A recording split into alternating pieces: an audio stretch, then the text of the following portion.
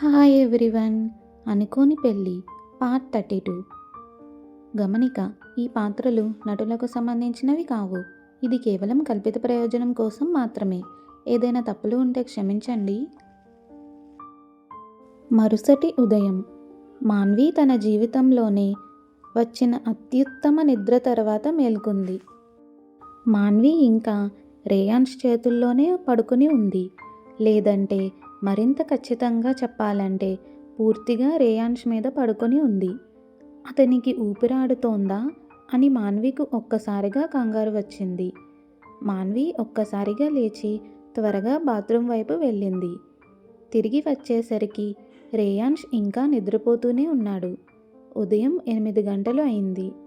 మాన్వి అతన్ని లేపాలా అని క్షణం ఆలోచిస్తూ ఉంది.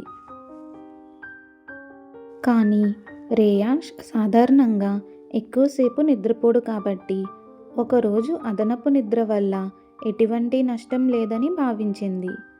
మాన్వి అతనికి విశ్రాంతి ఇవ్వాలని నిర్ణయించుకుంది.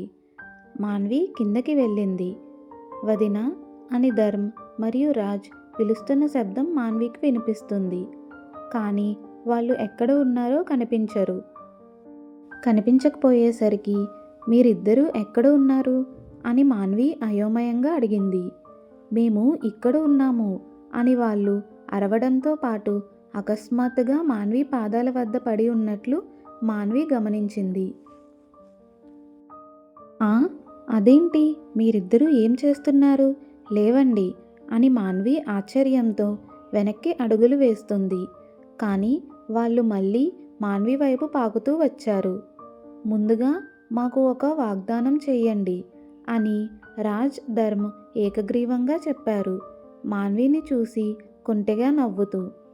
ముందు లేవండి అని మాన్వి గట్టిగా చెప్తుంది. కానీ వాళ్ళు తలలు అడ్డంగా ఊపుతారు. మేము ఏమడిగినా చేస్తానని మాట ఇవ్వండి వదినా అని రాజ్ అంటాడు. మాన్వి నిట్టూర్చి తల ఊపుతుంది. మీ ఇద్దరూ చాలా మొండివాళ్ళు. తాను ఒప్పుకునే వరకు ఆగరని మాన్వికి తెలుసు. అందుకే వారికి మాట ఇస్తుంది. మీరు ప్రపంచంలోనే అత్యుత్తమైన వదిన అని రాజ్, ధర్మ్ గట్టిగా కౌగిలించుకుంటారు మాన్విను. రేయాన్స్, నువ్వు తన భార్యను కౌగిలించుకున్నావని చూస్తే మీ ఇద్దరికీ ఏమి జరుగుతుందని అనుకుంటున్నారు అని జై ఆట పట్టిస్తూ స్వరంతో అడిగాడు వాళ్ళిద్దరినీ. వాళ్ళు వెంటనే మాన్విని వదిలేసి వెనక్కి తగ్గుతారు. చెప్పండి, మీకేం కావాలి అని మాన్వి చేతులు కట్టుకొని అడుగుతుంది రాజ్ని, ధర్మను.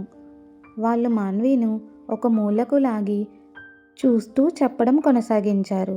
వదిన, నిన్న మేము మా స్నేహితులకు పెద్ద ఖరీదైన కార్లు ఉన్నాయని గొప్పలు చెప్పుకున్నాము. కానీ వాళ్ళు మమ్మల్ని నమ్మలేదు అని ధర్మ్ మొదలుపెట్టాడు. ఇది ఎక్కడికి వెళ్తుందో మాన్వికు ఇప్పటికే అర్థమైంది. కాబట్టి మా దగ్గర ఆ కారు లేదు. ఎందుకంటే ప్రపంచంలో మొత్తం అందరిలో అది ఒక్కటే ఉంది. ఈరోజు మేము దీన్ని కాలేజీకి తీసుకెళ్ళకపోతే వాళ్ళు మమ్మల్ని ఎగతాళి చేస్తారు అని రాజ్ గట్టిగా అంటాడు. మరి దీని గురించి నేనేం చెయ్యాలి అని మాన్వి అడుగుతుంది. మీ స్నేహితులకు అబద్ధం చెప్పే ముందు మీరు ఆలోచించి ఉండాల్సింది అని అంటుంది. కానీ నువ్వు మాకు సహాయం చేస్తానని మాట ఇచ్చావు కదా అని ధర్మ్ అంటాడు. కాబట్టి ఆ ఖరీదైన కారు అన్నయ్య దగ్గర మాత్రమే ఉంది. అందుకని అన్నయ్యని తన కారు మాకు అప్పుగా ఇవ్వమని అడగమని మేము కోరుకుంటున్నాము అని రాజ్ చెప్తాడు. ఆ మాటలకు మాన్వి కళ్ళు పెద్దగా అవుతాయి. ఆ కారు గురించి రేయాన్స్ చాలా పొసెసివ్ అని రియా ఒకసారి చెప్పిన విషయం మాన్వికి గుర్తొస్తుంది. దాన్ని ఎవరూ ముట్టుకోకూడదు, అంత ఇష్టం రేయాన్స్కు. నేను ఇలా చేయడం లేదు అని మాన్వి వెనక్కి తగ్గింది. వదినా, నువ్వు నీ వాగ్దానాన్ని ఉల్లంఘిస్తున్నావా అని వాళ్ళు విచారంగా ఉన్న కుక్కపిల్లల్లా మాన్వి వైపు చూస్తూ ఉంటారు. నేను ఇలా చేయడం లేదు అని మాన్వి మళ్ళీ చెప్పి అక్కడి నుండి వెళ్ళిపోయింది. ఏమీ సమస్య లేదు. వాళ్ళు మనల్ని ఎగతాళి చేస్తారు, మనం పట్టించుకోము అని ధర్మ నాటకీయంగా అంటాడు.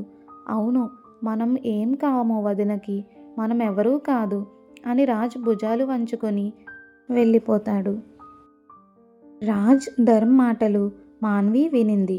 అబ్బా అని మాన్వి నిరాశతో కేక వేసి బ్రేక్ఫాస్ట్ టేబుల్ వైపు వెళ్తుంది.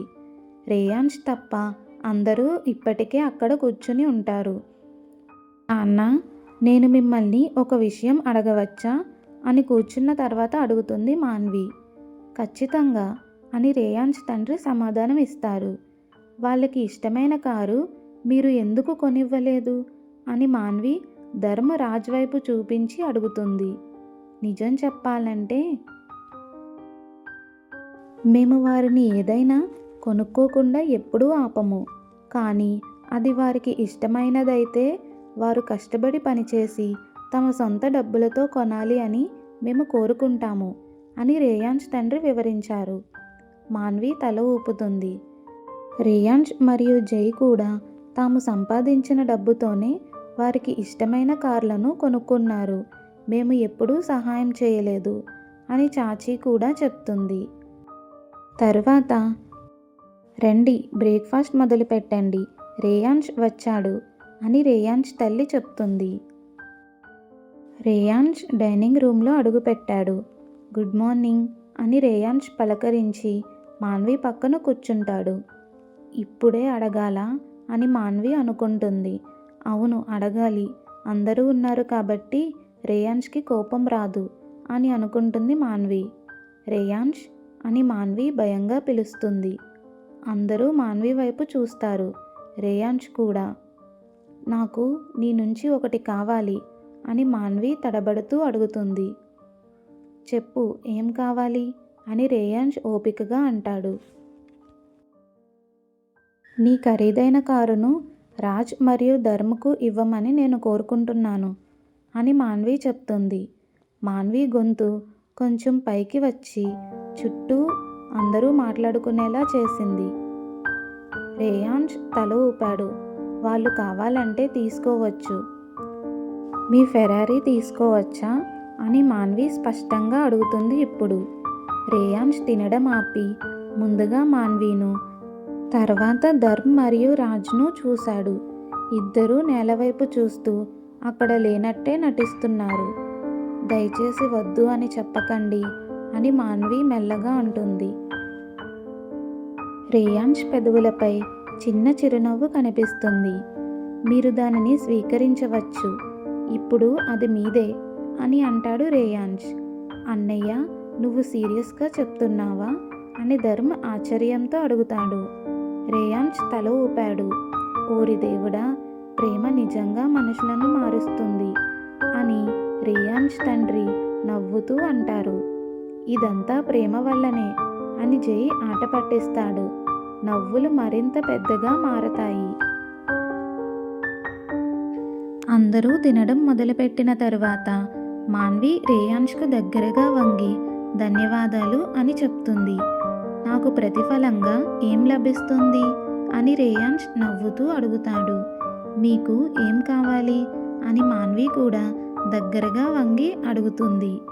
రేయాన్స్ మరింత దగ్గరగా వచ్చి తన డిమాండ్ను మాన్వి చెవిలో మెల్లగా చెప్తాడు. మాన్వి కళ్ళు షాక్తో విశాలమవుతాయి.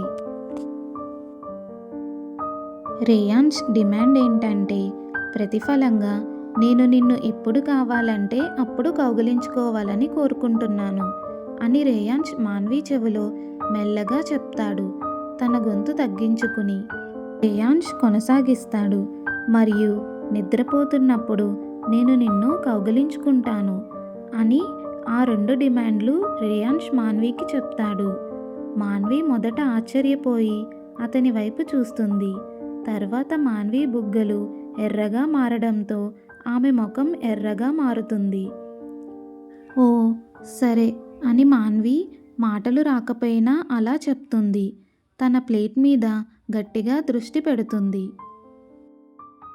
నిజంగా ధర ఇదే అయితే రేయాన్స్ రెండో ఆలోచన లేకుండా తన కార్లు మరియు తన దగ్గర ఉన్నవన్నీ ధర్మ్ మరియు రాజ్కి ఇచ్చేస్తాడు. ఆహా అని అకస్మాత్తుగా జై గొంతు వినిపిస్తుంది. ఎప్పటిలాగే ఆసిక్ థర్డ్ వీల్ లాగా. రేయాన్ష్ మరియు మాన్విని చూస్తూ మీకోసం ఒక గది తీసుకోండి అని జై ముసిముసిగా నవ్వుతూ అంటాడు. ఆ మాటకు రేయాన్ష్ అతని వైపు తిరిగి చూస్తాడు. మాన్వి కూడా అతని పక్కనే అలాగే చేస్తుంది. జై పని చెప్దామని రేయాన్ష్ ఇలా మొదలు పెడతాడు. నాన్న, చాచు అని రేయాన్ష్ జైని పట్టించుకోకుండా బిగ్గరగా పిలుస్తాడు. ఇద్దరూ అతని వైపు ఆసక్తిగా చూస్తారు. చెప్పు రేయాన్ష్ అని చాచు కనుబొమ్మలు పైకెత్తి అడుగుతాడు. రియా కోసం నాకు ఒక అబ్బాయి దొరికాడు అని రేయాన్ష్ మామూలుగా అంటాడు. జై చూపు తక్షణమే తీవ్రమవుతుంది. చూపులు చంపగలిగితే రేయాన్ష్ ఇప్పటికే చనిపోయేవాడు. నిజంగానా? ఆ వ్యక్తి పేరు ఏమిటి అని రేయాన్ష్ తండ్రి ఆసక్తిగా అడుగుతాడు. అతను నా వ్యాపార స్నేహితులలో ఒకడు. చాలా విజయవంతమైన వాడు మరియు మీరు రియా కోసం వెతుకుతున్న వ్యక్తి లాంటివాడు అని రేయాన్ష్ అమాయకంగా మాట్లాడటానికి ప్రయత్నిస్తూ వివరిస్తాడు. జై నుదిటిపై సిరలు చిట్లడం రేయాన్ష్కు దాదాపుగా కనిపిస్తాయి. మాన్వి వెంటనే అవును, రేయాన్ష్ గారు కూడా అతని గురించి నాకు చెప్పారు. అతను చాలా మంచి వ్యక్తి అని అంటుంది మాన్వి. జై తన కుక్కపిల్ల చూపును మాన్వి వైపు తిప్పుతాడు మరియు అతను మాన్వీను గెలవడానికి ఇప్పటికే ఏదో చేశాడని రేయాన్ష్కు ఖచ్చితంగా తెలుస్తుంది. సరే, మాకు అతన్ని పరిచయం చేయి అని చాచు తల ఊపుతూ అంటాడు. లేదు, నేను ఇంకా వీటన్నిటికీ సిద్ధంగా లేను అని రియా సాకులు చెబుతూ అరుస్తుంది. కానీ అతన్ని కలవడంలో తప్పేంటి అని చాచు అయోమయంగా చూస్తూ అడుగుతారు. నా కూతురు సిద్ధంగా లేకపోతే ఈ విషయం ఇక్కడితో ముగుస్తుంది అని రేయాన్ష్ తల్లి గట్టిగా చెప్తుంది. ఆమె స్వరం వాదనలకు తావు లేకుండా చేస్తుంది మరియు టేబుల్ నిశ్శబ్దంగా మారుతుంది. Next part continuous. రేయాన్ష్ మరియు మాన్వి అనుకోని పెళ్లి జీవితాన్ని తెలుసుకోవడానికి లైక్ చేసి, షేర్ చేసి, సబ్స్క్రైబ్ చేయండి. Thanks for watching.